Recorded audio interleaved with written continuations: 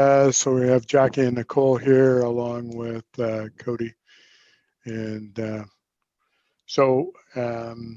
just waiting for Jen to share the, she's streaming, but she's just going to share pass over so I can share my screen.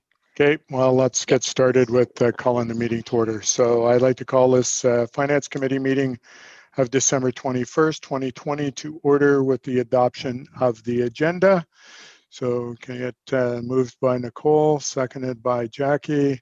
All in favor? Motion's carried. Moving on to adoption of the minutes of the Finance Committee of December 9th.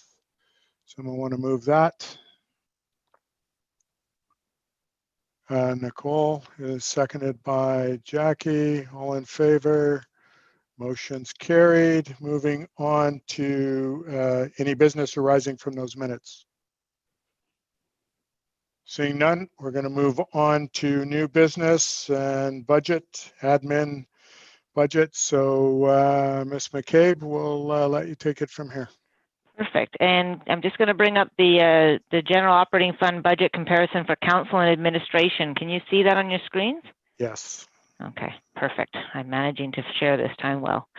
So this budget, like some of the other ones, we're going to talk about council and administration first, and then we'll talk about bylaw enforcement. These are just operating budgets. There are no capital budgets in here. And as you can see, the only changes in the council and administration is an adjustment, what I call the COLA adjustment, which is the cost of living adjustment that's in there. And that is the only adjustments in these budgets at this time. So if you've got any questions, Cindy is here to answer what she can, and I will help her where I can as well. Councillor Ryan. Yeah, I was just wondering why the office expenses are so low for 2020. In, you're talking about in administration? Mm-hmm. Okay, second. So that's because it includes the travel and education portion, and this year we didn't travel, nor did we do any education. Okay, so travel and education would be like UBCM kind of thing? Well, or conferences within our department. UBCM would fall under the council with the exception of the CAO's attendance at UBCM. I thought we changed, like I thought we had done something with that money. Why am I thinking that? You did. It was used. It's being used. It was put towards originally the recovery task force support. Okay, and that's not being shown here then? No, that's going through contracted services because that's the type of expenditure it is. But I actually believe we might have it going through the COVID expenses. I'm just going to have a look and see. Yes. So I'm actually putting it. Yeah, we're covering it off with the COVID money, the restart. Okay, and then contracted experience or contracted and professional services is also much lower. And I'm wondering what that's lower. Are you talking about councils again? Yes. Yeah. Yes, and so look at budget. I'm just trying to see what's in there for council. And also other expenses while you're looking. Yeah, I'm. So Tanya, Yes. Dawn, Yes. so that's training. We use that expenditure for training for council, and we didn't do any of that this year. That's true. Yes, that's mostly contracted services for training, which wasn't done. Okay. I guess I'm just wondering, in the past, like it's hard to see here. I guess we have 2019, but we don't have anything beyond that. Yes. But I'm just curious, like if we didn't use it this year, why are we maintaining the same level of budget for 2021? Just curious, because if we have that money, then in theory, we should be able to lower next year's budget, right? Dawn, do you have plans for training for next year for council? Yes, I do. Several, and we'll have a new counselor as well. So yes, I do have plans for that. Okay, so then the money. But we may be able to find some efficient, Councillor Ryan, for sure. Right. Okay. Yeah. It looks like we should have some surplus, or not surplus, but like excess money. We also use that for legal, and we've had legal in council this year. So that one fluctuates. Legal requirements. are a bit lower. Sorry, you know what? I'm in Cindy's office. The legal requirements have been a bit lower for this year. So that was something that we use for council, is the legal. Okay. And that one fluctuates quite sharply. Some years it's low and some years it's way over. So, okay. Yeah. All right. Any further questions? Not for me at this point. Well, I guess so then, well, yeah, actually the administration department then, so are the reasons all pretty similar for why we're under budget in office expenses and for, I guess we're only a little bit under for, there's other in office, sorry, it's kind of small, so I'm just trying Yes, to switch. the office expenses would be the same thing that Cindy mentioned. It would be the training that wasn't done because of COVID. So there was still training done, but there was no traveling being done, and that does reduce the cost quite a bit. Yeah. Okay. So the expectation is that we'll be able to travel next year and do training. Right. Okay. Thanks. Cody? Councillor Yonker? Thanks. Yeah, just further to that, I know we talked about doing it last year, but it didn't get done. So hoping maybe it can get done for the next year. Can we get the office, like training not falling under office expense and actually a training line? Yes, I'm trying to do that. It's creating some challenges with the software programs and actually splitting it out because of the way the coding is done. It's all based on formulas within the software program and the way the account numbers are done. And so I could certainly try to spread that out. Yeah, no worries. Just when I look at it, I think of like chairs and tables and stuff. So the other question that I had was not from the council one, but the administrative, the contracted and professional services is like 43,000 higher. Is that, was that because of like public hearings that we did and stuff, or? No, that would be labor management costs. Okay. Okay, thanks. Any further questions? Councillor Ryan? Yeah. Grants and contributions, what's that? CBT, Columbia Basin Trust. No, And that's an expense? It's a revenue, and then it comes in as a grant, and then it goes out as a program cost. Oh, you're talking about the $25,000? Yeah. That's the grant and aid. Yeah. Oh, okay. That makes sense. Thanks. Yeah. Any further questions on this operating budget?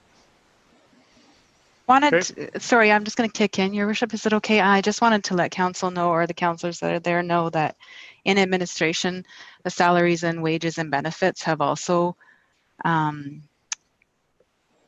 not up where they were supposed to be or where we thought they would be this year. So I just wanted council to know that we are going to do a comprehensive review of corporate administration just to see now what we can do with the positions, and if we could possibly come in with using some of those wages to have more time for communications and bring that in-house. But we're going to play around with that interim this year a little bit and see how it works. So I just wanted the council to know about that as well, because it's kind of an efficiency that we can find as well. Perfect, thank you. Councillor Ryan, then Councillor Yonker.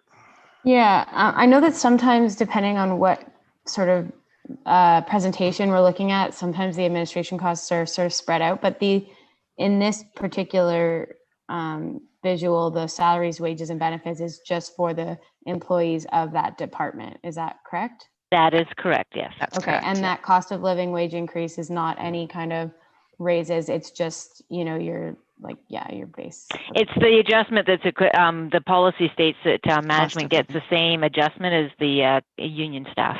Right, okay, thank you. Councillor Yonker. Yeah, just a question. So the 2019 budget for the salaries was 560,000. Yeah. And then the budget for this year got raised 120,000, but it barely come in more than 2019.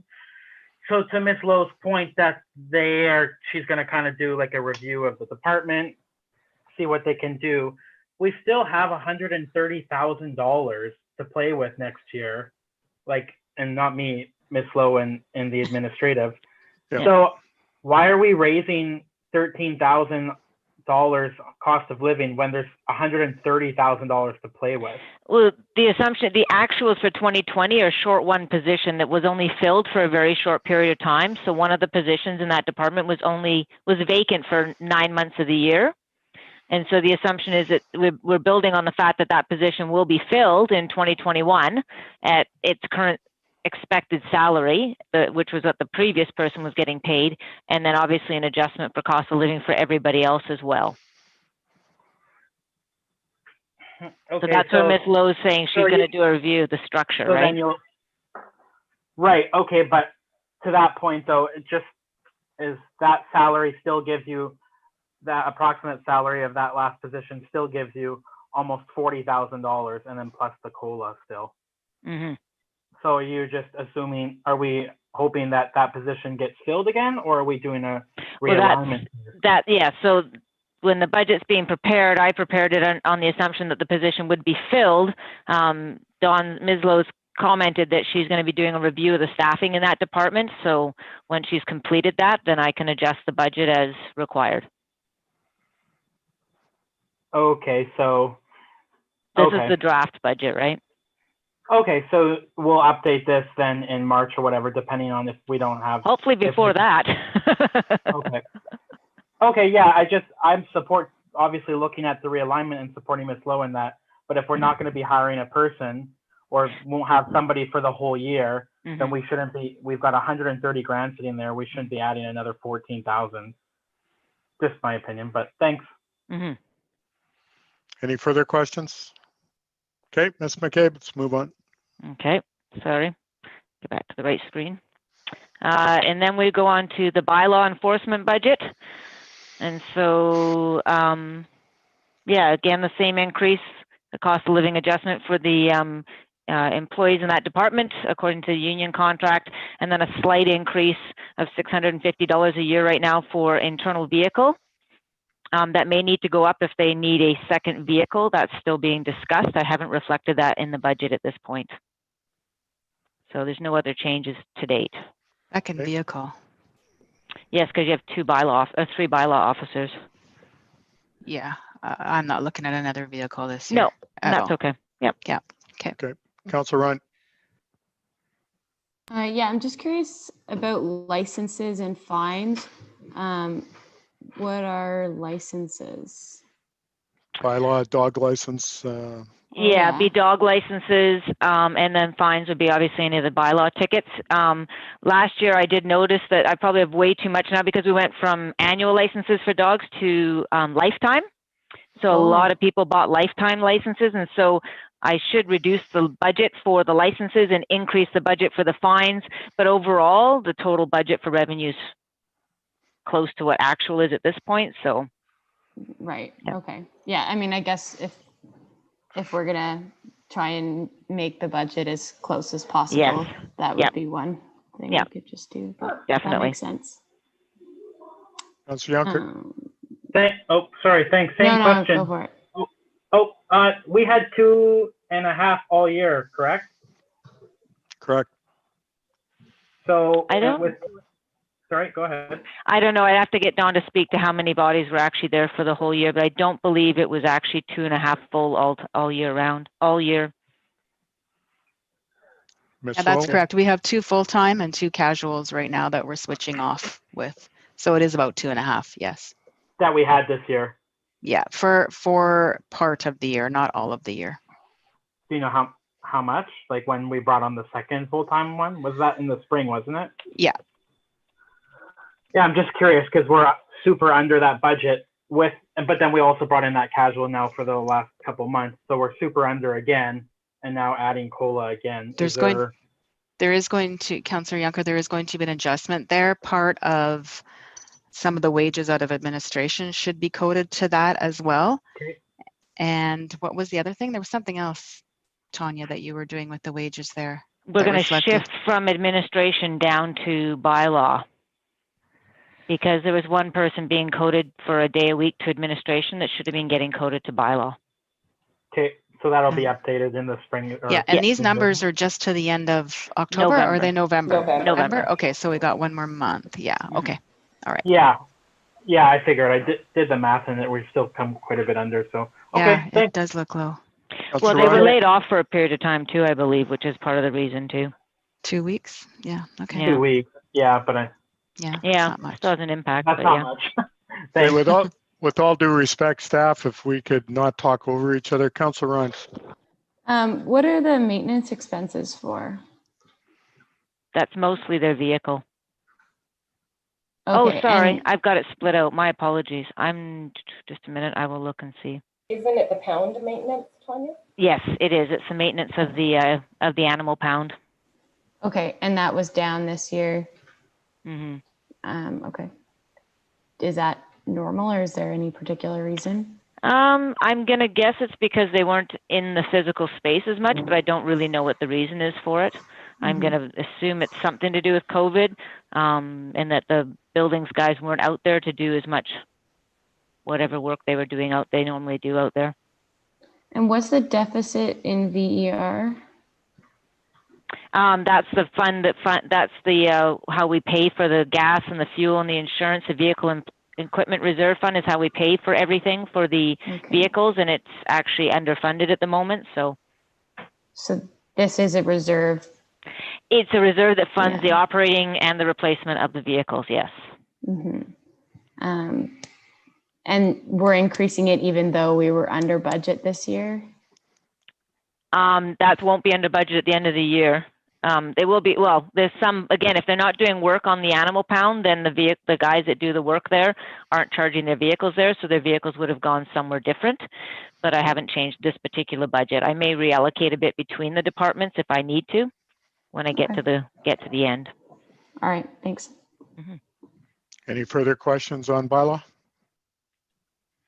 Okay, let's move on. Okay, finance and IT is next. Cindy, if you want to go, you're free to escape, and Jeff's here to answer questions about this one. So this is finance and IT together. Again, you'll see the same addition or increase in the wages. It's assumed at 2% again, like every other one. And then in this case, we have added a second IT person, and we do actually have 2 IT vehicles now. And so I've had to increase the budget for internal equipment to help pay for that second vehicle.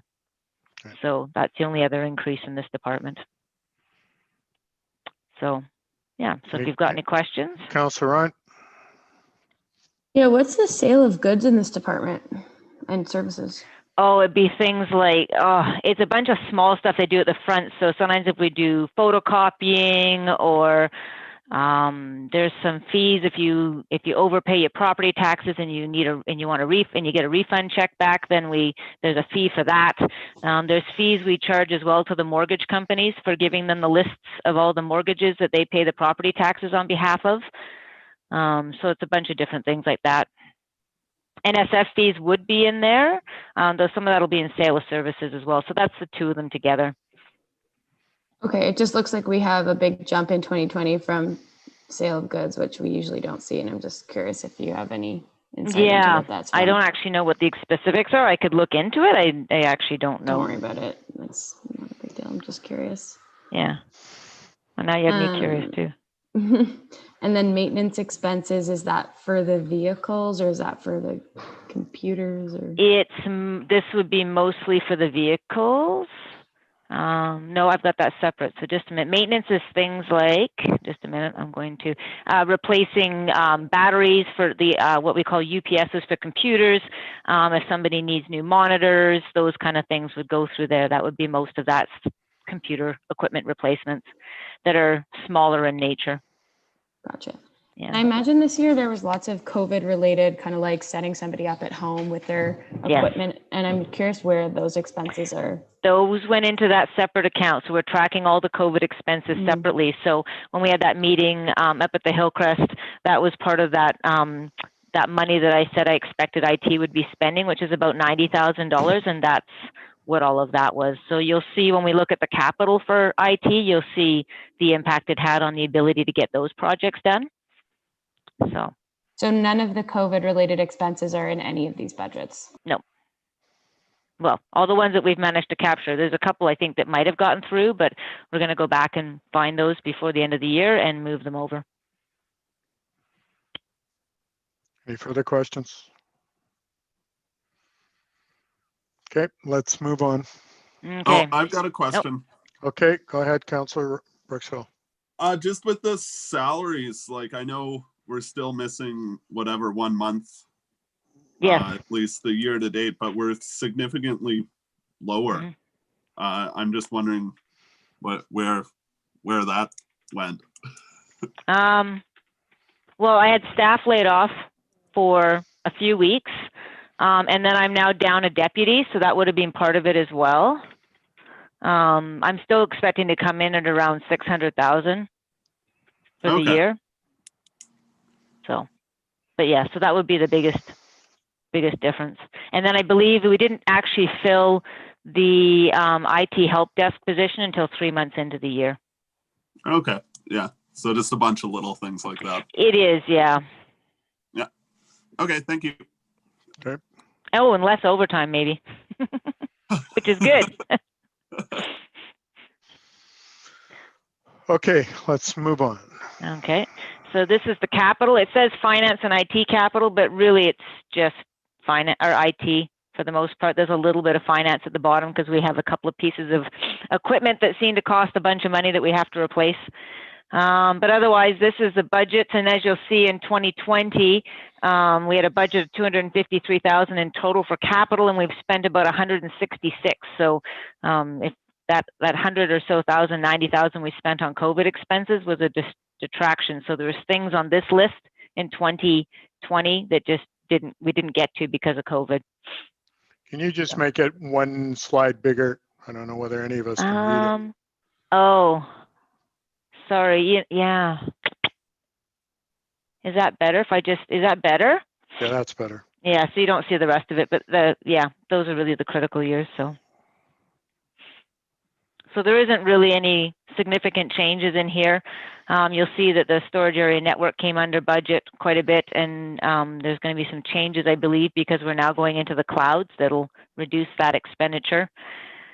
Yeah, and if there's any other questions, Jeff is here to answer any questions about any specific projects. You'll see the streaming upgrades for council chambers are in there as well, and the community center. Those are estimates at this point of what the budget, what they'll cost. The intention is to use the restart funds to pay for that. Councillor Ryan.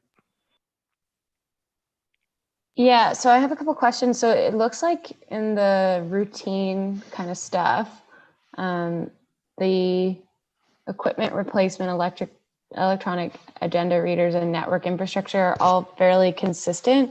Is this just one long-term project that has expenses every year, or is this stuff that should be included in the operating budget? It depends on the value of it, and that's why we've left it in the capital to date. It may at some point we'll start shifting it over to operating. There are some larger things that go through here that would require to be capitalized, but yes, it's a bit of a mix of both. And so in the long term, the intention is to start shifting this over to the operating budget. I didn't want to make any wholesale changes for 2020 so that you guys could see very clearly that there's no increases in the budget other than wages and internal equipment. Right. So I haven't done any of those shifts at this point. Right, fair enough. Yeah, Yeah. no, that's helpful. But Yeah. I guess like the difference that like you'd have to depreciate something that's been capitalized, so you just Yes. leave it in there because it technically has a useful life or something? Yes, yeah, exactly. And so there's a value limit per our policy that over a certain value we capitalize things, and under that we don't, we just expense it. And so Right. this is, some of these things fit that threshold and some of them don't. Yeah, like it seems like the Wi-Fi expansion and CCVE upgrades are less tangible, Yes. right? Like those Yeah. are just like keeping up with the Exactly, yes. Yeah, And so times. before, like I said, in normal circumstances, I would have shifted those over for the 2021 budget year. But for the purposes of our initial review of the drafts, I haven't done that yet because I wanted you guys to be able to see, I want to remove that impact on the operating budget because it will impact the operating budget, but then I'll reduce the transfers to reserves to offset that. Right. Yeah. Yeah, I guess Yeah. it is like visually a little bit more difficult to follow, but I think it would be interesting to Yes. at least have those. Yes, and performance when we get to pieces. the final part, then I will do that before we finalize it. Okay, that's great. Okay, thanks. Yeah.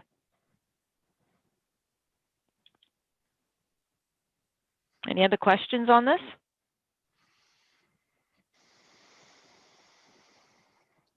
Councillor Ryan. What's a folding machine? That's what folds and stuffs the envelopes for us. Oh yeah, that's sweet. Yeah, and we just replaced it a few years ago. They tend to last about, I don't know, 8 to 10 years, and I think the one we've got now is about 5 years old. So So yeah. why do we have 10,000 every 4 years or 5 years if it lasts 8 years? Good question. Yeah, probably because the last one didn't last as long, maybe, or I find as technology moves along, it doesn't seem to last as long as the old school stuff used to be. Copiers used to last us 15 years, and now we're lucky if we can get 5 years out of a photocopier. So I'm kind of assuming the folding machine will go the same way, as well as the postage machine. And then when we get closer to those dates, if we don't actually need to spend that money, then I'll You just push it push out them out. farther. Yeah. Yeah, okay, cool, thanks. Any further questions?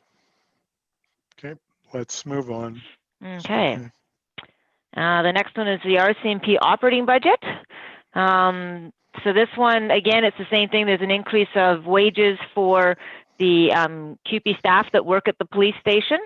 And then I also get the numbers for the RCMP contract. I get estimates for that from E-Division, and so I use that to project what I believe what the contract will be for the RCMP for the next year. I actually don't have the updated amounts yet, so I'm still using what they gave me for 2021 last year. So once I have that, then I'll be able to update it. I'm not expecting a significant increase at this point, but down the road there could be, depending on how the contract negotiations go with the new union. Okay. So. Councillor Ryan. Yeah, so the rental revenue, that's for the building piece, right? Yes, That we that's for the RCMP station. Yes. And are we expecting to get that full 160 that we had budgeted? Yes, there's a combination. Thing? Yeah, it is a timing thing. There's actually, I think at the time this was done, we hadn't billed them, or they haven't paid since I think August. It's to do with contract timing, and there's also an O&M portion of this amount that we reconcile later in the year. Gotcha. And contracted and professional services, what's that? That's the RCMP. Oh, okay. And this year it's significantly lower just because we've had a lot of. No, because they bill us every 3 months. Okay. And so we've only got, actually, we probably at this point, we might have 3 in there, but we probably only have 2 months and 2 quarters in there because they're always behind. And so I actually don't usually know the total cost of the RCMP until about March of the following year. Okay. So you're expecting that that's not going to be wildly under budget like it suggests? It won't be wildly under budget. I'm expecting it to be under budget. How much? This point, until I see the next quarter's billing, which hopefully I will get, and then I'll have 3 quarters in there, and then that'll help me a little bit better gauge where I think it'll be. And then maintenance and other expenses. Can you talk a bit about what's included in both of those? That would be for the RCMP station. So it's the maintenance costs, whatever, like the utilities and whatever small things they need fixed over there, that goes through that line item. Does that include their janitorial contract as well? It would, yes. Oh, yes. Okay. Other other. Just a minute. I should know that off the top of my head, and I don't. So I'm just going to go over to my trusty spreadsheet and find it.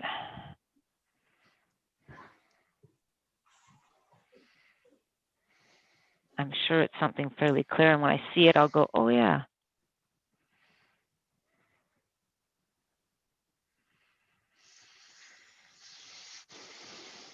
Sorry. Where is that? Sorry, I actually have to get back to you on that, Jackie. I know I've got it here somewhere, but not at the tip of my fingers. Okay, no worries. Yeah, I'm just curious. Like it seems fair to enough. be really under budget, and I'm wondering if that's like a COVID related thing or. Yes, no, definitely. Any further questions?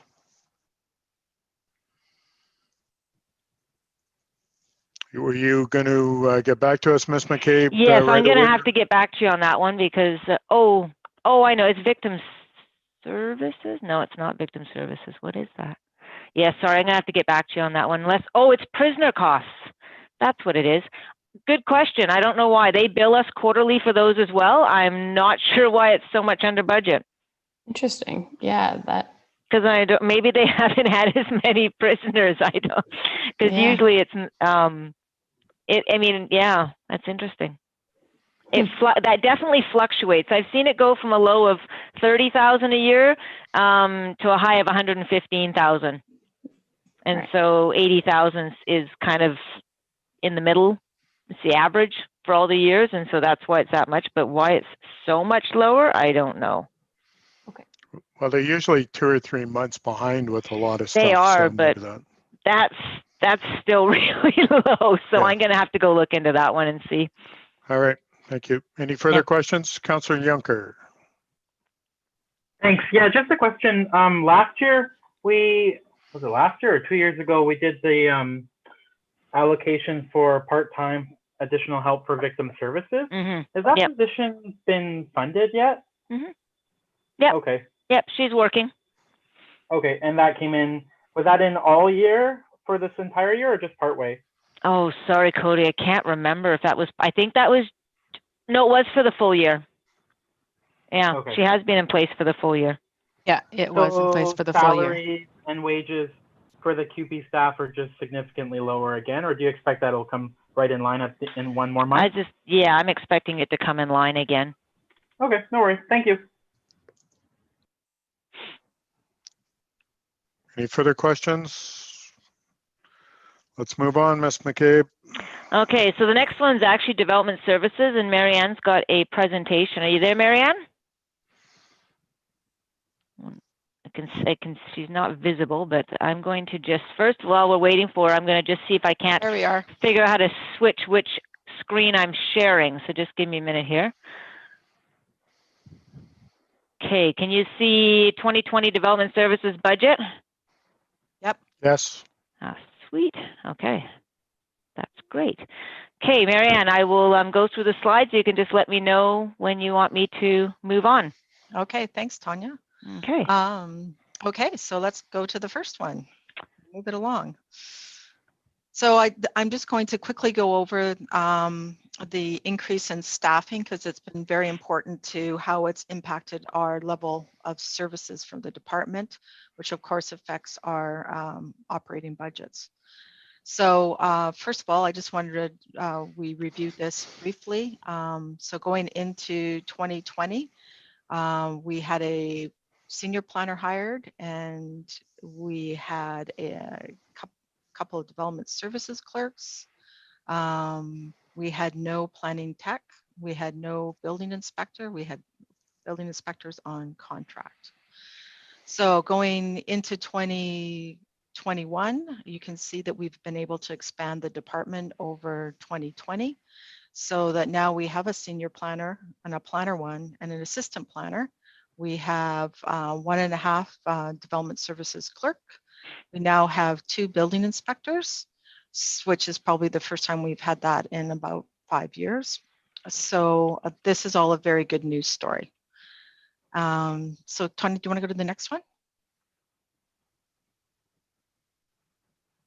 This is just a reminder, we discussed this briefly, just about the distribution of the department workload. 50% is basically spent doing phone calls, emails, front counter, meetings, interdepartmental, and some training. And another 10% just in internal department processes and updates so that we can be much more efficient internally in managing the applications we receive. So that's about 60% of our time. The remainder is basically spent with research and legal and enforcement, and then long-range planning and current planning applications. Tanya, you can go to the next one. Just to look at the COVID impact that it had on the department. Basically, we were geared up from January to March 1st, and then basically we switched to non-health essential services. And we're focusing 75% of our workload in responding to recovery task force and responding to the building industry to keep things going. And then coming in August, we could ramp back up with our long-term and projects that are in our capital budget. So in our capital projects, we probably lost 4 months, but we maintained our current applications despite the situation we were in. So the next slide, Tanya. Yeah. This is just a review of the volume of permits that we've had and the fact that we are trending towards more subdivision applications. We're also trending more to development permits, and that will result in more building permits as a lot of the lands become more available for individual buildings. That's also a higher level of complexity over time. So we're seeing more mixed use and larger projects. And then the business licensing, of course, has really increased over the last few years. So that has kept the staff busy as well. So the next slide. So I wanted to just give a little update on what we've managed to achieve over the last year with our increase in staff. The distribution of current planning permits issued, I'm going to go through that so you can see where we're at. Predominantly, we're issuing development permits, and that's followed by development variance permits, which is then followed by zoning bylaws, and then our subdivisions. And you can see, if you look over time, that what has happened is you can see the increase that we've received for development permits. The subdivisions have increased over time, and the development variance permits are pretty steady. They're a little less than the previous year. And then we've had an increase in some of the zoning bylaws. So if you can go to the next slide. This is talking about processing time from 2016 to where we are today. And the green line is subdivisions. So you can see where it's spiked in the number of days for processing in 2019 and has decreased rapidly in 2020. A lot of that is attributable to backlog. The red line is the development permits, which increased up until about 2018, was sort of steady to 2019 and decreased to 2020. And the development variance permits peaked in number of processing days around 2018 and has steadily declined. Next slide. So subdivisions issued. So I just wanted to give you an idea that basically the improvement that has happened in the department. In 2019, the subdivision processing time was 363 days, and that decreased to 206 days in 2020. So we were able to reduce that by well over 100 days. A lot of this was due to the backlog from 2018 and 2019. So that we hope to see a decline in the issuance of subdivisions and processing because of the backlog, and we've been able to actually clear that up. The other thing I want to note is that if you look, that as we were decreasing the processing time over 2020, we were also increasing the number of permits that we were receiving in. So we had 4 in 2019, and we went to 14 this year. So I wanted to highlight that the efficiencies that have been happening with the staff that we have and improving the processes and record keeping internally have certainly helped us decrease the number of days with this. Go to the next slide. So development permits issued.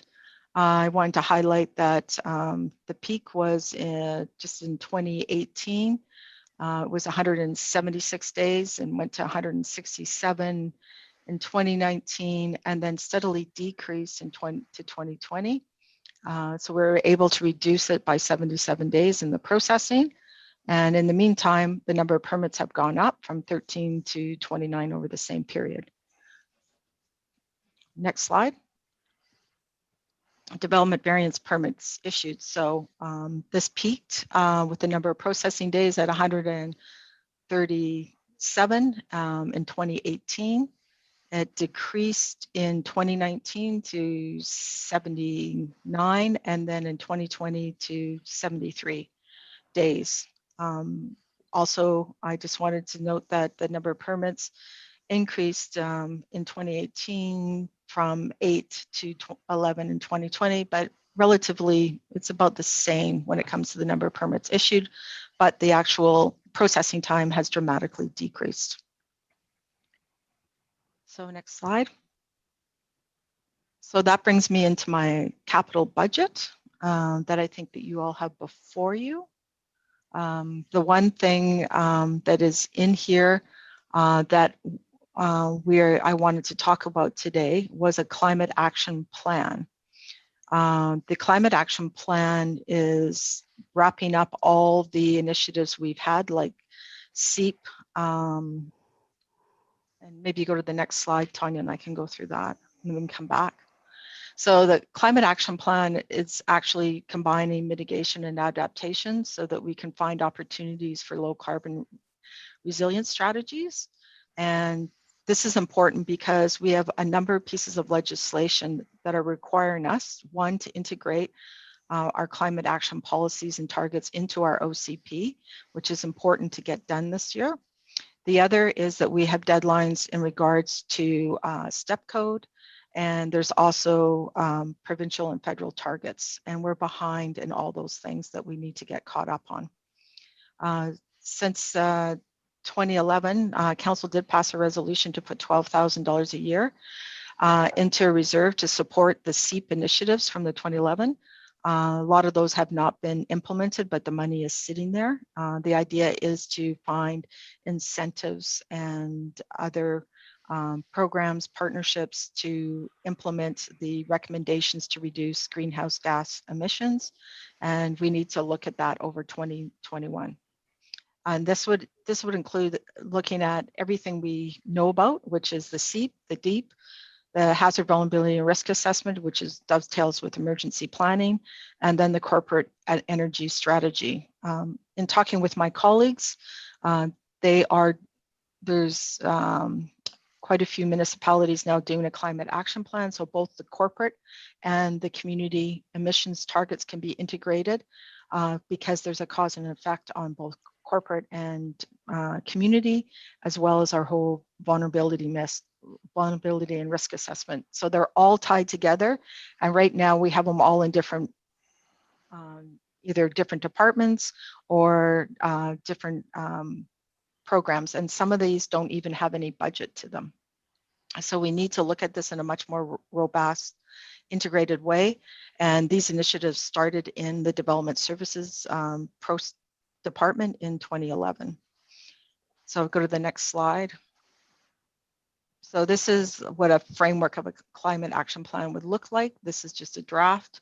I've been talking, City of Vernon has done a very good job with theirs, and there's others out there, but this is how it would come together. And right now we've already started with the SEEP Quick Start, but we need to expand on that to understand what the targets are from a financial impact and bring them forward to council to make decisions, because there's financial implications to when we set targets and what the policies and implementation tools would be.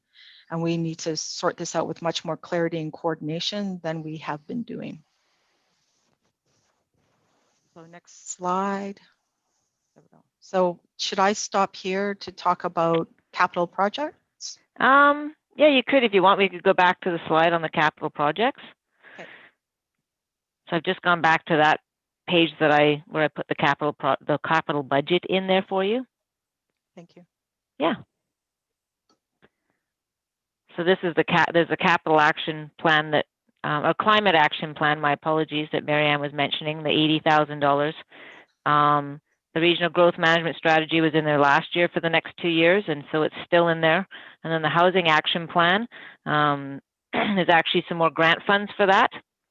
So there's another 47.5. Yes, and that's in that 54.5. It's 47.5 plus, I think it's $7,000 from another grant.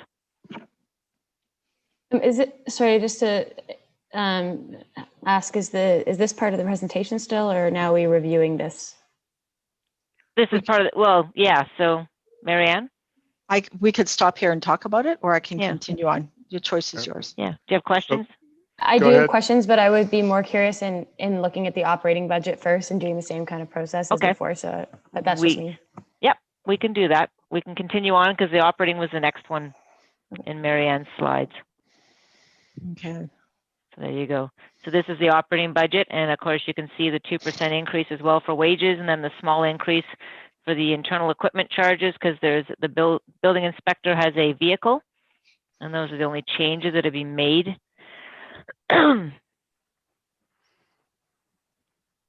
Did you want to ask questions, Jackie, or do you want us to finish with the presentation and go back? No, I can ask them now. I was curious why we're not going to raise revenues to match for permits and licenses, because it sounds like we're doing pretty good there. Yeah, so I think, yeah, so my comment on that is that I base it on the average for the last few years. And yes, 2020 was quite good, which was quite surprising given the situation with COVID. But I'm being a little bit conservative. The finance person in me is suggesting that we could see a slowdown in 2021. Marianne probably might be able to say whether or not she may be seeing something different, and then her and I can discuss that. But I'm careful not to over budget revenues in that department. I try to do it based on historical revenues rather than what we think might come through, just because of conservatism. Because if I increase them too much and then we don't collect them, then we can run into some problems. So yeah, that makes sense. I guess when we were speaking at the Hillcrest about last year and the permits that are incoming, it sounded like we were seeing quite a lot come through the door, and I think it would be, I think it would make sense to at least put that at like 350, kind of go somewhere in the middle. It doesn't have to be all the way to, you know, how much we brought in this year, but something that's a little bit more, I guess, realistic, given that we've seeing so much growth of people that are moving here. So maybe. Sorry, Marianne. I was just going to say, yes, we're definitely not seeing a slowdown. I will definitely say that. And I think the other thing is we were anticipating, you know, some changes and modifications to cover some lost opportunities for us in the fees and charges bylaws. So that isn't in play here either. Right. So I think this would be a place where we should be increasing our revenue projections, even if it's just by $30,000 or something, so that when we see those cost of living increases, it kind of neutralizes those. Yes. Further comments or questions? I guess actually I do have one. The salary and wages are quite low. Have we talked about that and I just missed it? No, we haven't talked about that yet. That's due to staff that were not, again, positions that weren't filled. Right. And so Marianne has been using contractors instead. However, she's also been able to recover quite a few of those fees this year, which we weren't able to do in the past. And so, amazing. That's good. Yeah, that's great. So I guess we'll just leave that up there because now these positions are filled. They are all filled, yes. I believe they're all filled. Well, just the building services manager, but we have no intention on filling that at the moment. Yeah. So then we have 2 building inspectors. Should we then be removing that position if we're not going to be? We just reallocate it to a building inspector instead. Okay. Council Juncker, then Council Brooksville. Hi, 2 things. Yeah, I agree with Jackie just on the revenue coming in. I mean, CMHC put out a thing the other day, which was crazy. Like they were showing the BC stats. Housing starts are higher now than they were pre-COVID. Yeah. And the housing prices are still going up, which is just crazy. But in regards to the salaries, wages, and benefits, the last 2 years you've told us that we have been budgeting for 2 building inspectors. Now you're saying that you reallocated the money from the building services manager, but when I look at the budget from last year's note and my notes, you had budgeted for all 3. Yes, but we didn't budget for 3 in the planning side of things. So now there's an additional planner that we didn't have before. So I guess I could say that was where that budget went to instead. There's 1 planner more than there was in last year's budget. And then, and just the other thing too is I actually had extra clerical help as well. To help with cleaning up a lot of the backlog and processes. So we use some of that budget to help with that, and we're not doing that any longer. So I had 2 of those contracts.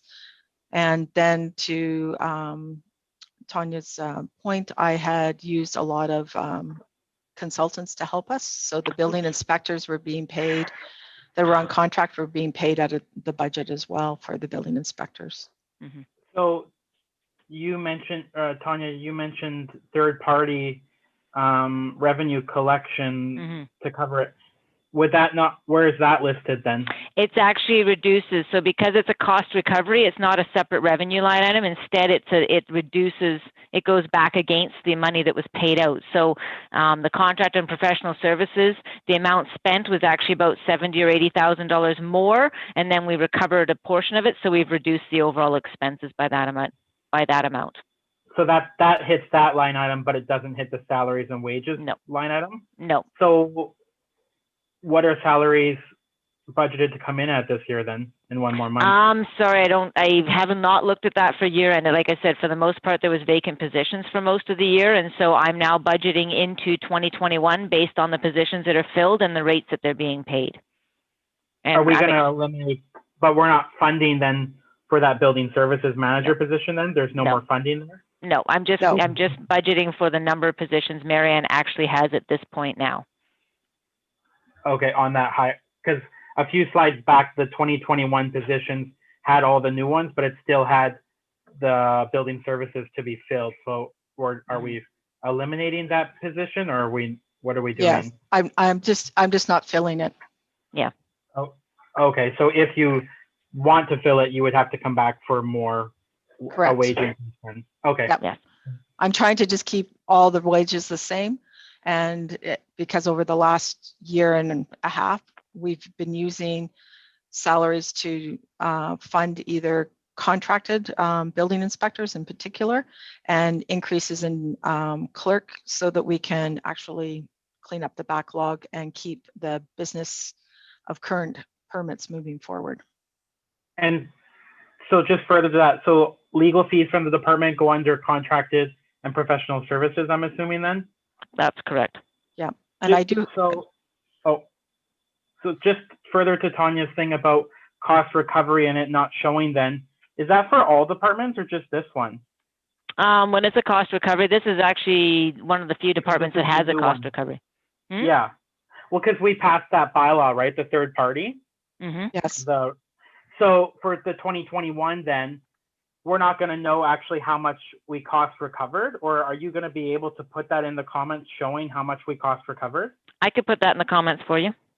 So it would just be good to see, because then we don't know what the actual budget truly looks like. We're not actually getting a proper picture of what it costs, even though we are recovering it. It would be good to show what the total expenses were before we recovered some of those costs. So I have another slide that's after this that kind of breaks it down, and I have put the cost recovery in there, and this is just a draft that Tanya and I are working on. Perfect. Yeah, I just saw the general Excel spreadsheet, which is what most people just look at. Yeah. Thank you. Okay, Councilor Brooks Hill, did you have a question? No, I did not. Okay, Councilor Ryan? Nope. All right, let's move on. Okay, next slide, Marianne. So this was just some funding opportunities to help with the climate action plan that I'm aware of. I have done SEEP and adaptation plans before, have a relationship with BC Hydro. I've been in touch with them, and there is funding opportunities for there to help support the climate action plan. So I wanted you to be aware of that. That's something Tanya and I will work further on, but these are available to us. Next slide. So going back to the contracted and professional services, I just wanted to highlight that last year, we actually talked about where these various projects, which were always put in the department, but were never really assigned to how we were going to pay for them and move them forward. So last year we talked about these various projects that have been on the work plan for the department, and we allocated them to 2020, 2021, and 2022. And so this is something that I think we should have a discussion about as to where these projects are in our work plan, and sort of an understanding of how they're progressing out over time. What I did is I color coded them. So the green ones are the ones we were anticipating for 2020. The blue ones are 2021, and the yellow ones, and I'm sorry, it's not the best color, were for 2022. Given COVID, some of the work has moved forward when we were anticipating doing it next year. And examples are the food truck policy, patio table policy. We've been doing work on that in response to Economic Recovery Task Force and COVID. So we have actually moved that forward and working through that. So it's actually more ahead of where we were anticipating based on this discussion with council last year. And then the community amenity contribution or policy was to be spread out over 2020 and 2021. We have initiated some of that, but it was actually supposed to be over 2 years, and we anticipated a budget and split it over 2020 and 2021. There's been some adjustments made for any money spent to date, and I've drafted up 2021 budget adjustment based on the works that have been done ahead of 2021 and those that still have some work to do. And then going down to the professional services under legal, you'll see that we got 135,000 in there. There's a bunch of there's a various amounts that are in there. Some are related to legal cases we have, some are related to just general services, and then cost recovery. So if you look underneath, there's a cost recovery amount of just under 32,000. That's for legal alone that we will be billing the applicants for to cost recover that amount of money as per the changes we made in the development procedures bylaw. So that just gives you a lay of the land of where we're at. Hopefully it's not, you can follow it. I'm happy to answer any questions. Councillor Juncker. Thanks. Thanks, Ms. Wade. So Tanya, you just mentioned 2 minutes ago, 70,000 in cost recovery. Yeah. Where's the other 40,000? I'm not sure. That's approximately what we've been billed. We were provided to bill out, and so I'm not sure, Marianne, why you've only got 32,000 in there, but maybe it should be the 70,000 that Paul sent to Jordy. I think there was a combination, Tanya, of the cost recovery, but also the redistribution to the capital projects. Okay. Anyways, we've got invoices for that much, so yeah, maybe some of it was recovered out of. Anyways, okay. I'm not sure. Are you able to just get back to us on that, Tanya? Yes, I can. Yeah. Yep. And Councillor Ryan? Hang on. Jackie, do you have your hand up? No, Nope. Cody can keep going. Go ahead, Cody. Thanks. Yeah. So I misunderstood or kind of missed it, Ms. Wade. So 2021 budgeted items are green or blue?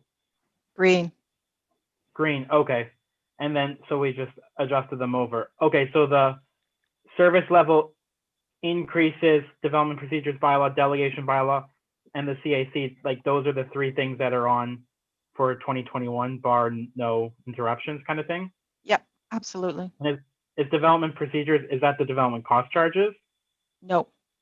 Oh, is that the capital project one then? Yeah, DCCs are capital projects. Yeah, these are considered operating ones? Yes. Okay. Okay. And then just, if I could ask one other question about the climate change plan, like, are you going to come back to us in the spring? I'm just curious how that affects, that seems like it's a large capital expense, like I'm full support of it, but I'm just curious, how does that align with the capital plan a few pages ago? Because obviously because of COVID and other things, there was a lot of things on their budget that didn't get accomplished. So is this going to hinder like the neighborhood plans, OCP or DCCs or any other capital projects, or how do you envision that? No, I actually need the climate action to update the OCP, which will then in turn roll into the neighborhood plans and also the building bylaw and zoning bylaws, because we are behind in meeting our emissions targets. And we haven't, to date, there hasn't been any incentives put into place or policies to help us achieve those emission targets. And we have to come back to council with a recommendation on what those emission targets are to align with provincial and federal targets. So there's a fair amount of work to do in that, and it affects all the departments. So it'll affect emergency planning. It'll affect. Sorry. And the neighborhood plans would then have site plans that are deal with sustainability practices so that we can reduce the emissions in those plans. So building performance, more green space, natural assets, all that has to be integrated in, as well as the infrastructure and how we use infrastructure to be more sustainable. So are the neighborhood plans like getting put on hold then because we can't complete them until this climate change plan is No, we're done doing now? it. We're doing it all together. It's all talking to each other. Okay, so my understanding was like once the Johnson Heights is finished in the next few months, then we move on to another neighborhood plan, but we'll be able to continue to do that, like you said, while doing the climate change as well? Yep, because we have to bear that in mind as we move forward with that. So we're actually moving forward with policies that align with climate action principles so that we're making sure we're capturing that as we move forward in these processes. Okay, I just wanted to make sure like the OCP stuff, like I understand it all mends together and whatnot, but I just want to make sure like the neighborhood plans and everything are still going on as well. Yep. Okay, thanks. Councillor Ryan. Thanks. So I'm a little bit confused about how this is laid out. I mean, I think I understand from Cody's clarification that this is now the operating. It's broken out for all the operating stuff, but then the capital projects are on a different list. But I'm a little bit confused. The 2020 numbers that are shown are things that didn't get completed this year, as we can see, because the actual costs are so low and we haven't seen them come forward. But then the 2021 projects in blue are still listed. So the green and the blue are going to be shifted so that they're in line, right? So like in 2021, you're envisioning seeing all of those projects happen. Is that correct? That's correct. Okay, and is that reasonable with the capacity and staffing levels that you have, or should we be allocating some of this to be contracted out instead of, or not contracted out, but like additional capacity in-house for that management to happen? Because I imagine it's complicated for you or for whoever's doing that to like see where all these projects are at and recognize like this one has to happen before this one. And I'm sure that there's just like lots of overlap and like, anyways, I'm just curious if there is somebody who's doing that kind of like longer term planning and identifying which tasks have to happen critically. And if those tasks need more budget, then should we not be focusing on that?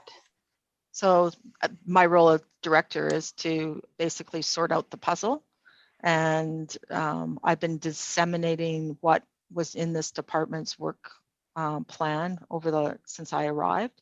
And as I dive into it, I realize that there's a number of things that have never been identified in the operating budget that need to do a deeper dive so that we understand what budget is going to these initiatives that have been on the books for quite a few years.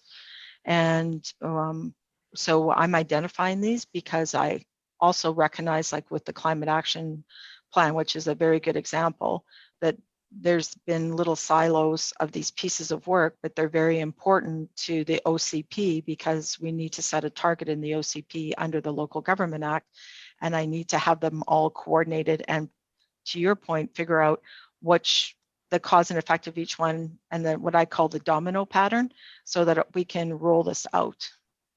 And it has taken a good year to figure out all these pieces, where they are, how they relate, where the money is, was the money put aside for it, was it in a work plan? And I feel like we're getting in a really good position for 2021. Yeah, that's good. No, I think, yeah, it's a huge job. I think it's great that you've thought about all that. I guess I'm just curious, like when I look at the contracted services in actual cost, it's $38,000. And then if you add the 2020 column with the 2021, which is essentially like where we have to catch up, it's almost 3 times that amount. So if you're just one person managing that, or however many as a department you are, do you think that's like feasible, or is there like do you foresee having to take someone on to help you with that? right now we are using consultants to help us with this. So they are part of the team and implementing this. And you raise a good point. I think part of the discussion is what is the priorities for council too with these projects that are on the books? Is it something where, we defer to 2022, some of these, or do we keep them on the books? And I'm open to that discussion.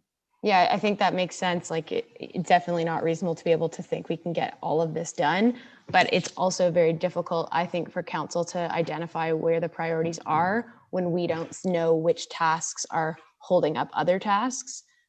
So for me, at least, I think like if we had an idea of which one of these tasks was waiting on the DCCs or the OCP or one particular neighborhood plan, I mean, like I'm not expecting, I would think it's totally unreasonable for anybody to put time into organizing that for council, but that's our challenge is like, we just see all of these different tasks, but we're not really sure how they're interrelated. So it's difficult for us to say where the priority is. I think that's why we say, we focus on the bigger stuff like, okay, we want the OCP done because it seems like it feeds into all these other projects. So I guess since, you and your department have that insight, if there's any way that we can be helping resource getting those critical projects forward, that's at least where I would like to see things. And then if it means that our tree cutting bylaw is a few years late, like, okay, whatever, like that's just my take. Yeah. But, yeah. And on this list here, to your point about what is important for the OCP, most of the stuff that we're doing, that's why I'm bringing forward the climate action plan, because that is important to the OCP. And in here, the two critical pieces would be the subdivision and servicing bylaw, which we had allocated in 2022. And then we've got the community amenity contribution or policies we're calling, which was split over 2020 and 2021. So we can see that being on 2021, so we can have that discussion with council. Right. But sorry to interrupt, but just to clarify, when you're saying they were budgeted over those years, was that decision made like last year and I just don't remember? Yeah, it was made. Yeah. We talked about that at the council table during last year's deliberations, and we allocated these projects out over these 3 years. Okay, I definitely don't remember that because when we had mentioned community amenity contributions and I had brought that motion forward, I was under the impression that we were going to sort of see what that would entail relatively soon. And I understand there's been a ton of challenges, so it's all good, but those to me seem like more pressing. But is the reason that they're not till 2022 because these bigger projects have to happen first? For the community For the stuff in yellow that I can't really see because I'm pretty blind, and no, it's not you. It's not the best color. I could be like here and I'd still not be able to read it. It's just my eyes. The environmental management strategy was in response to dealing with gravel licenses and that, and that's where that piece of work was highlighted and put in. As part of the OCP, we will be doing environmental assessment, which is underway, so that we can understand where the sensitive lands are, riparian edges, natural assets, and that will form a map that goes with the OCP, which in turn impacts the climate action, because the more green natural assets we have, that helps reduce our greenhouse gas emission and targets. And then going into the neighborhood plans, and we need to make sure that we're doing more green space and less hard space so we can contribute to the greenhouse gas emissions. Does that answer your question? It sort of, it explains to me that there's a lot of things I don't understand, which is totally, it's a lot more complex, obviously, than I can see by just looking at this list. But can you remind me where that climate action piece, why that's the first thing we need to do? We have a commitment under our climate action agreement. We have a commitment under legislation. For example, I have to have by 2022 the step code 1 integrated into the building bylaw. Then there's the emission targets that have been set out by the federal and provincial governments to achieve by 2050, and we're not there. And that all is affected in how we do land use planning in our policies.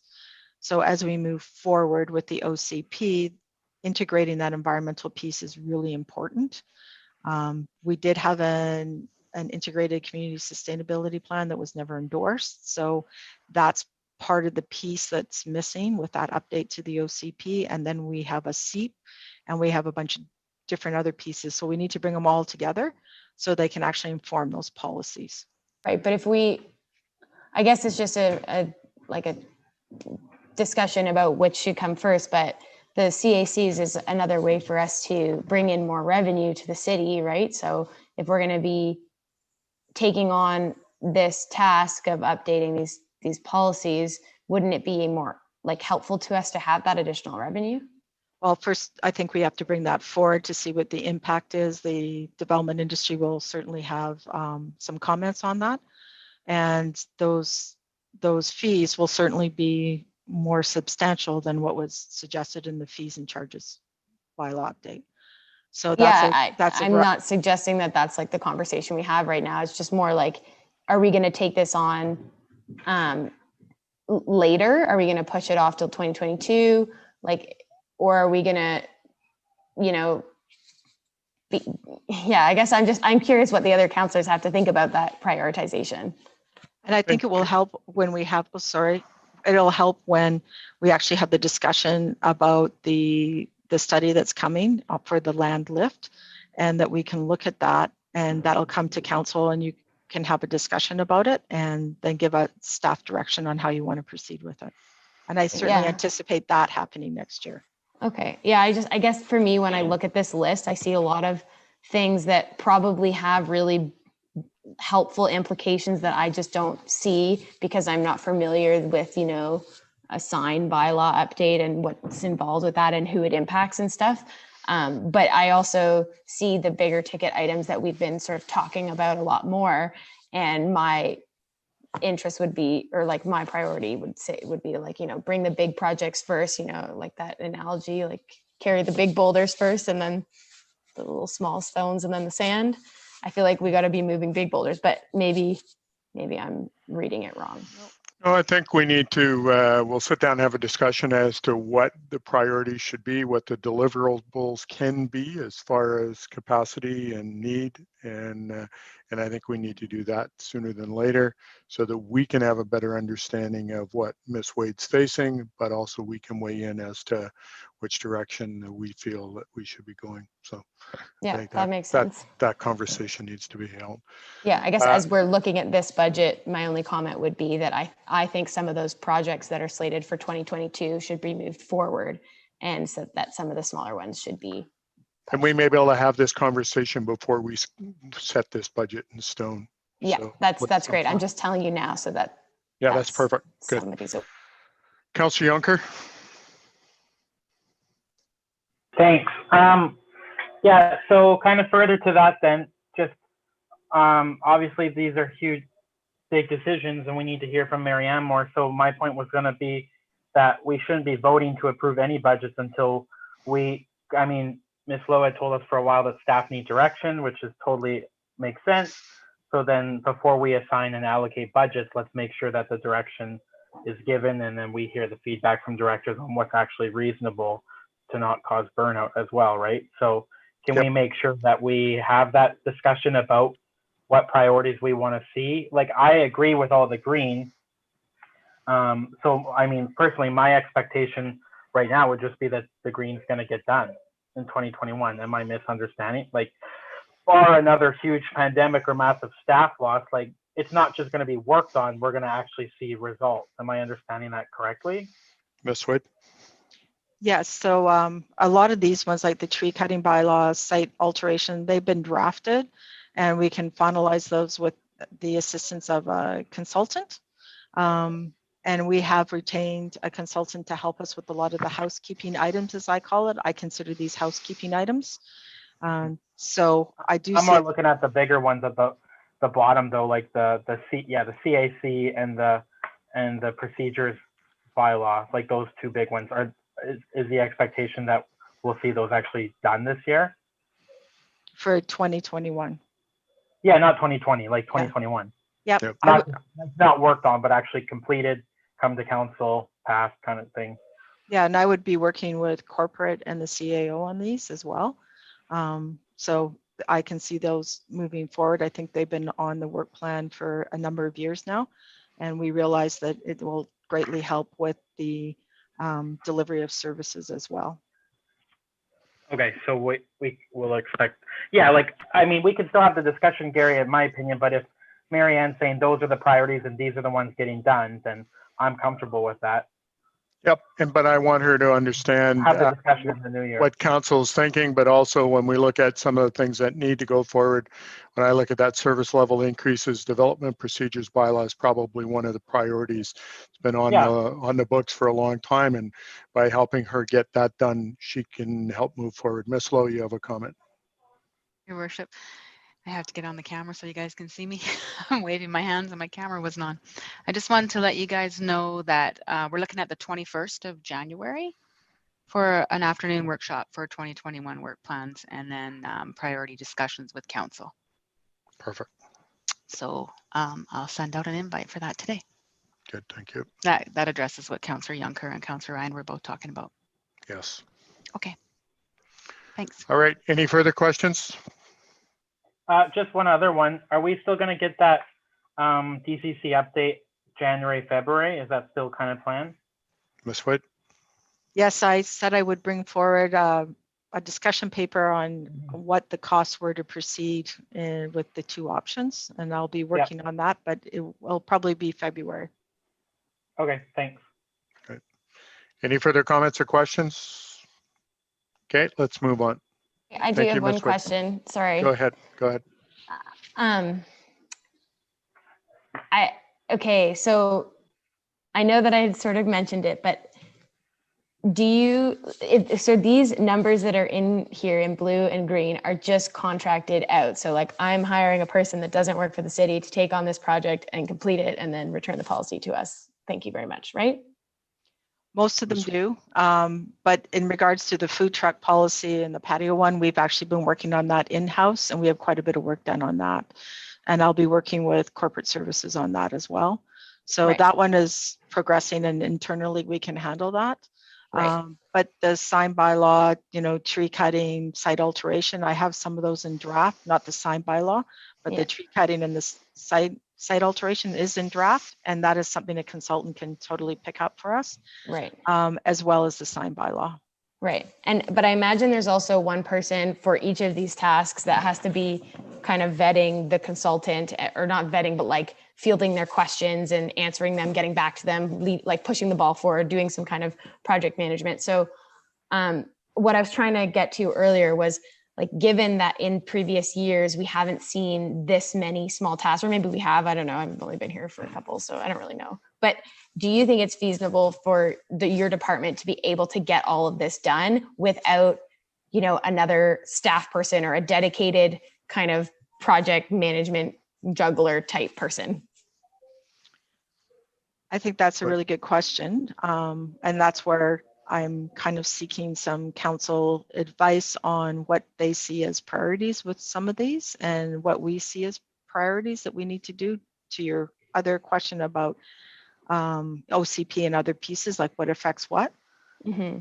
So like tree cutting bylaw, do we need to do that in 2021? Probably not. We could probably just move that out. Totally.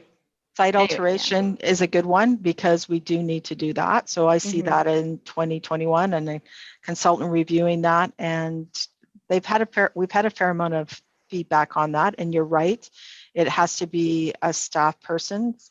So either the senior planner or myself project managing these to make sure that we are giving the feedback necessary to the consultant, and we set up regular meetings with the consultant so that we can have that ongoing discussion.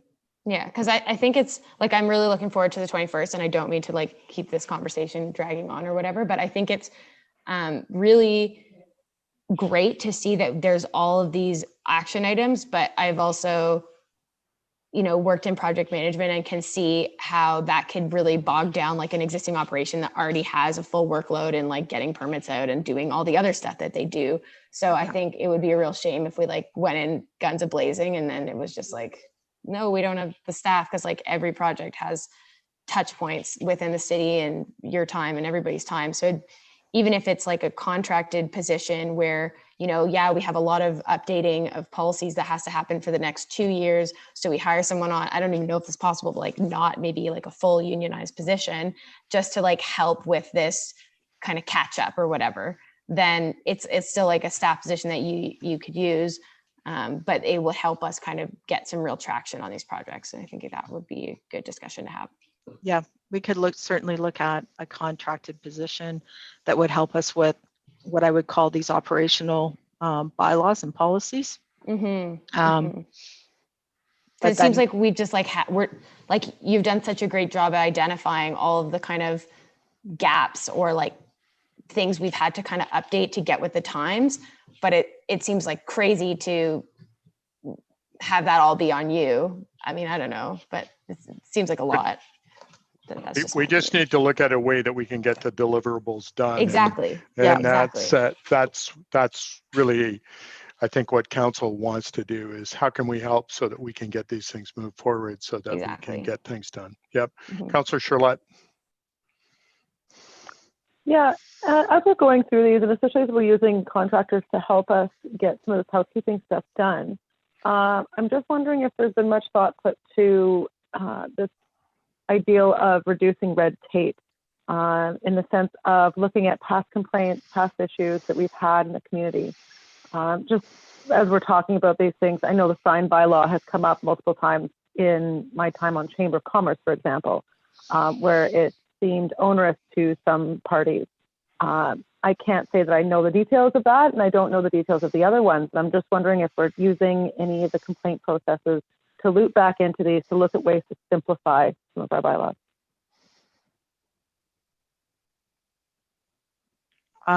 This way. I'm trying to, I don't know if I caught everything that you were trying to ask me. So maybe could you summarize that again for me? Yeah, of course. I'm sorry. Fix my microphone too. Just wondering if past complaints or past lessons from some of our bylaws and some of the issues that have come up in the past are being looped into the process of overhauling them, especially as we're using outside contractors. Yes, so we are always doing what I call lessons learned and trying to improve it. And I think that's why you've seen the level of services, the number of days processing reduce so dramatically over this last year with the help of having staff. We're able to listen and adjust and make adjustments where we can under the legislation to improve the process. So yeah, we're always integrating and listening. Wonderful. That's great to hear. Thanks so much. All right. Ready to move on. Ms. Wade, anything further? Nope. Awesome. Thank you. Appreciate it. Okay, Ms. McCabe, let's move on to budget to actual. And we can We go didn't on. actually talk Councillor about the capital project list for development services. Okay, was it there? Yes, it was. It was Ms. my Wade, fault. I had asked to do operating first. And okay. You want to go back to that? yeah, I have a question about Go ahead. the regional growth management strategy. So you had mentioned that that was in there before. Can you talk a little bit about what that is? What it is that under the legislation, there's a lot of regional districts work with the municipalities, and we do growth management strategy so that we understand the city of Revelstoke with our surrounding area and how do we move forward. And those are things like, gravel, natural like trails, those sorts of that go over to our city boundaries and our regional boundaries. So I have talked with our colleagues at the CSRD they're willing to, talk about this in the future. So I put the money in there so that we would have money for the future to do this. Gotcha. And this would be an initiative that some of the work would get done by Ingrid's department as well, right? Or no? Economic development. There would be overlap with Ingrid as well as Steve's department as well. Right, that makes sense. So I guess, okay, that makes sense. The zoning bylaw update for 150,000, the actual is not in there, and I'm wondering if you know what that is, and if not, should we be pushing that into 2021? Yeah, I do have all those, and we went through those when we met in November, and they need to be updated in here. Okay, so yeah, it looks like a lot of the stuff that wasn't finished in 2020 should be shown in 2021, but it's not yet. Yeah, so I actually have the capital spends that we did do, which we did talk about, so I'll make sure that this is updated in here. Okay, sounds good, thanks. Good. Any further questions on this? Claire, can I just speak to Jackie's question as well? Yes. When it comes to the capital budgets for 2020, where the amount hasn't been spent fully or hasn't been spent before we finalize the budget for next year, I will go back and review with the various departments to determine what the status is of those projects and whether that money does need to be rebudgeted. If it does, then we have a conversation about why it didn't get done. And this year, probably most of the explanations are going to be because of COVID. And then depending on how that goes, and we roll it forward to the next year. At this point, I still leave it showing as a 2020 capital budget because of the way it affects the spreadsheet and how it calculates reserve fund balances. But I will update that when we get closer to that point. Okay, perfect. That makes sense. Thanks for the explanation. Yeah, you're welcome.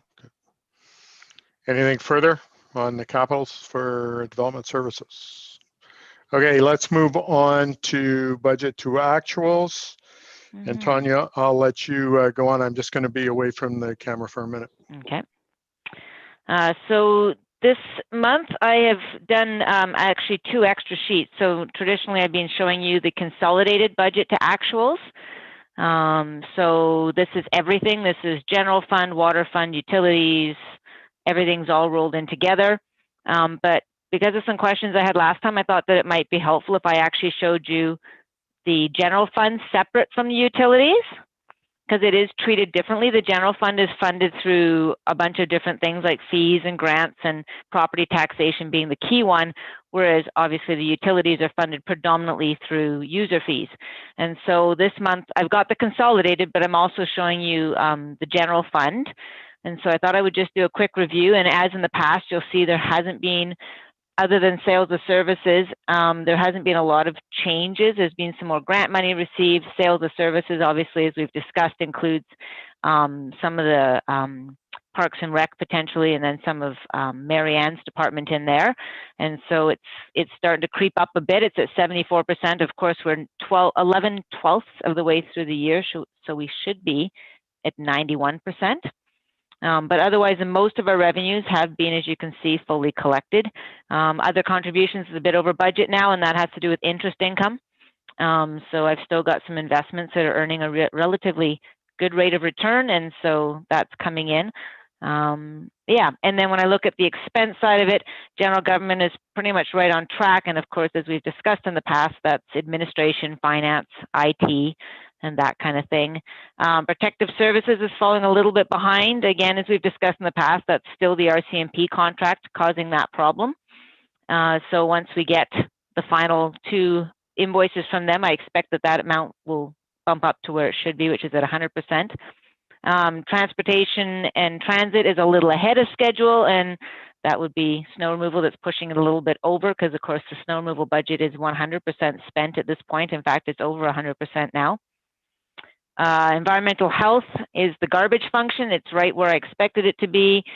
Public health and social is over budget for expenditures, and that's partly because there was some grant funding that was obtained after the budget was completed for this year. So the conditional grant revenue is up in the grants, and then they've spent some more money in the budget area, in the expense side of things. And planning development is almost on target. Economic development's a little bit behind as well, and haven't, that would partly be because of RMI funding. This department gets a lot of adjustments at the end of the year on its revenue and its expense side. And so we collect the revenue and we record it as a revenue as we get it. But at the end of the year, we make the revenues match the expenditures. And so that's part of the year-end adjustments that we'll do. And then Parks and Rec and Culture is at 73%. And we know why that one's under budget, because it's, of course, was shut down for a fairly large chunk of the year. And then debt and interest a little over, that's expenses that we've had to pay out. There was a couple of adjustments to some of our long-term debt that matured. Yeah, and then obviously the transfers to reserves they haven't been recorded yet. They'll get done at the end of the year. So is there any questions about anything in the general fund?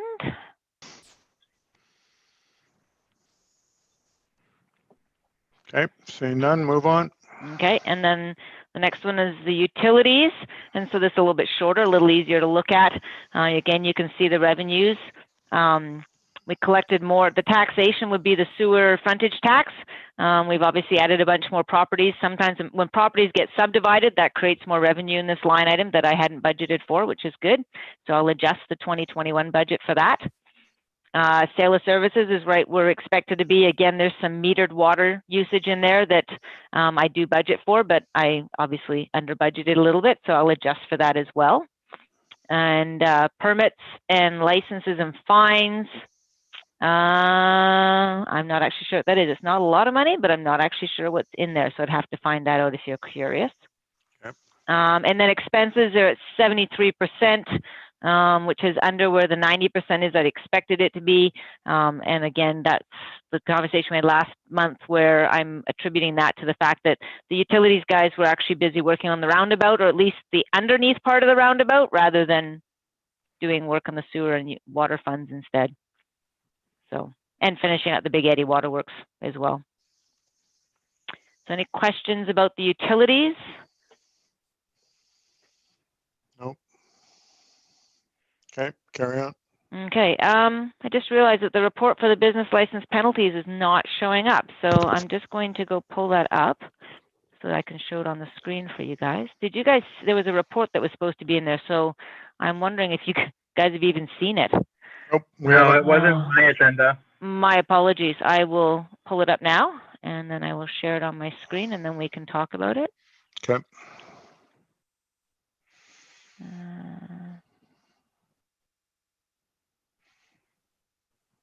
Oh. Oh dear. Now I see why it wasn't shared. Oh dear. This is not good.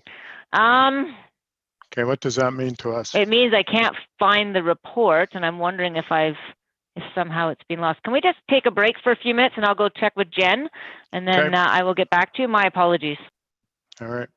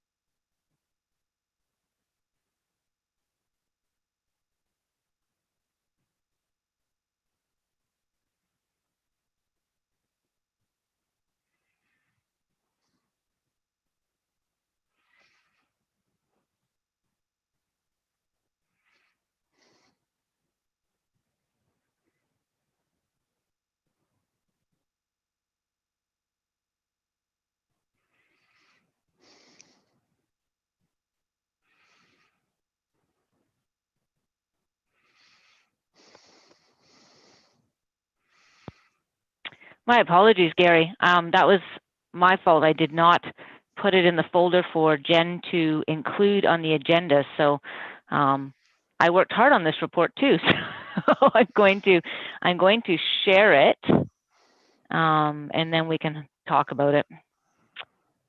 So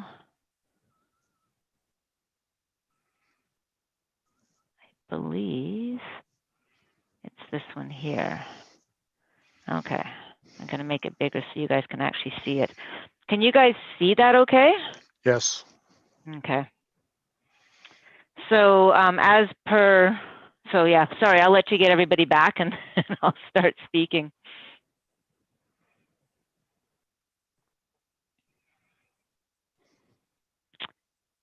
Oh, is everyone back? Oh yeah, there too. Yep. Good. Okay, Carry thank on. you. So at the request of Councillor, I'm going to say Yonker? Yes. Yonker. I'm sorry, Cody. I don't want to mispronounce it on you. At a report that I prepared discussing the potential to delay the penalty date for the business licenses. I'll give you guys a few minutes to read this. I'll scroll down in a couple minutes so that you can at least read what I prepared.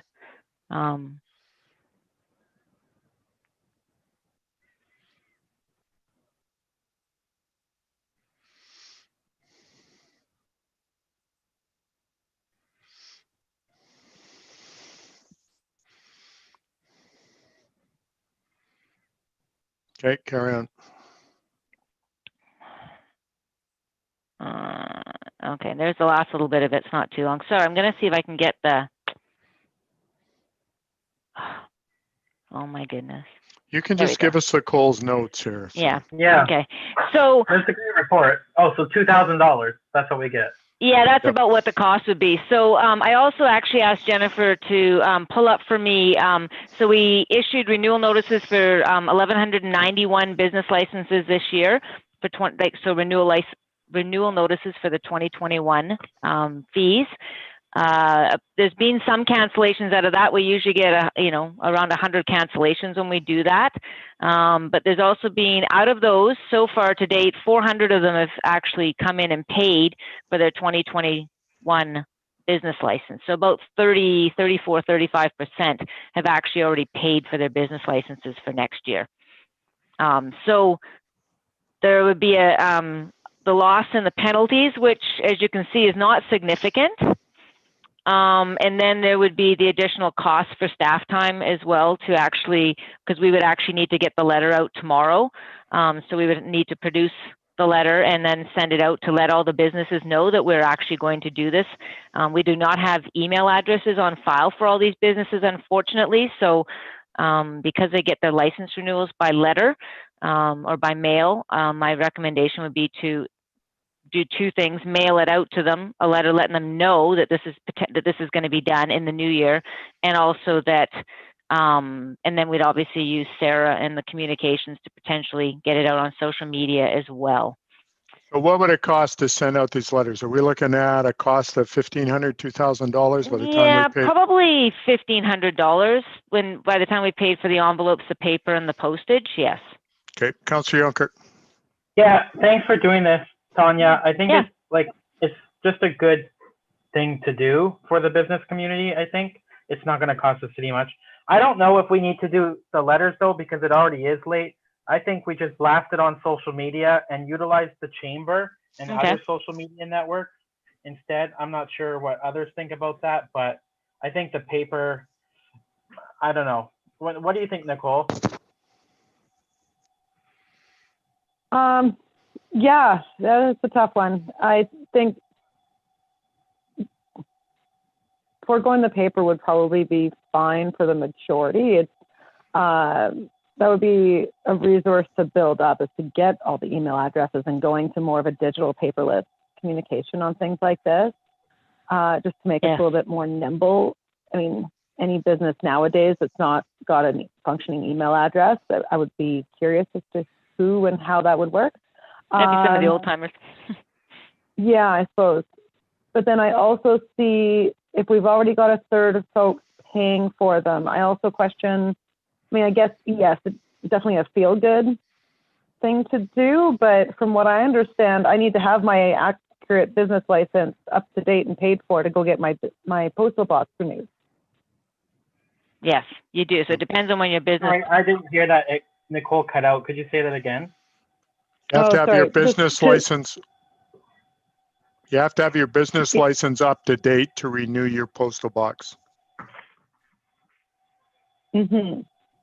So, I mean, while lack of penalty fees for a seasonal business that might not be operating and might not have its own postal box. Like there are certain circumstances this might help.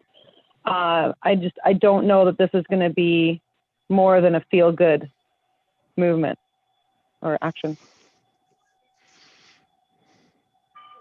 Well, is that not the intent, to have a feel-good motion that we're showing the community we're trying what we can? Yeah, I'm in agreement with Cody, where let's not spend the money to send things out by paper. There's all kinds of avenues to do social media, but also digital. And then just not charging the penalty if people come in at the 2 penalty dates after, and they get a bonus. What do you guys think about that? Yeah, I think that was kind of the intention of it. The post office thing, I mean, everybody, I get what Nicole's saying, but not everybody has, because it depends on when you signed up for it. So your renewal dates and whatnot. But also, yeah, I think it's more so like for the businesses that are out there that whatever it is, $75 or $150, maybe it's not to some small businesses right now, I think, and until they really see what's going to happen, it's still something. And I mean, our hands are pretty tied, so I think it's good of us to do anything really we can that won't put a huge financial burden on the city. Yeah. That's all. Yep, no, fair enough. I have no problem with it. So, Tanya, do we need to do anything as far as a bylaw? If we get consensus from the 5 of us that are here now, that give you permission to just not charge the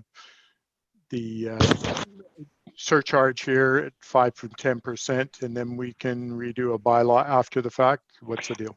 That was something that Dawn and I discussed, is that because I've got the majority of councillors attending this particular meeting, while only the committee members can actually vote on the resolution, if everyone's in agreement, then what we would do is we would just, I think the first penalty is supposed to apply on the 7th, which is obviously before the first council meeting for 2021. We would just not charge that penalty. And then at the first council meeting, we would bring forward a report with the bylaw to amend it. And then we would actually get 3 readings and adoption at that first meeting. Yeah. And then we would go from there. So it's after the fact, but administratively, we just wouldn't process the penalty. And so the recommendation is to just charge the full 10% penalty on March 31st. So we're not changing the due date, but we are changing the penalty dates. Yeah, I think that's terrific. Thank you. Yeah. Okay. So Nicole, Jackie, you in agreement with that? Yes. And Mike, you're okay with that as well? Awesome. So we'll make that motion that we're going to do that, and you can write it up however you need. So I'll get Nicole to move that motion. Jackie can second it, and we're all in agreement. Okay, perfect. That's what I needed to hear. All right, thanks for bringing that forward, Cody. Appreciate that. And thank you for all for councillors being here today. This is our last formal meeting of the year. So just want to wish all of you a Merry Christmas. Thanks for all your hard work, and we'll see you in the new year. And then we're going to dive into this budget process and see what we can get done as far as helping the staff find deliverables. So. Thank you all. Any further comments? Nope. Thank you. Merry Christmas, everyone. Yeah, Merry Christmas. See you later.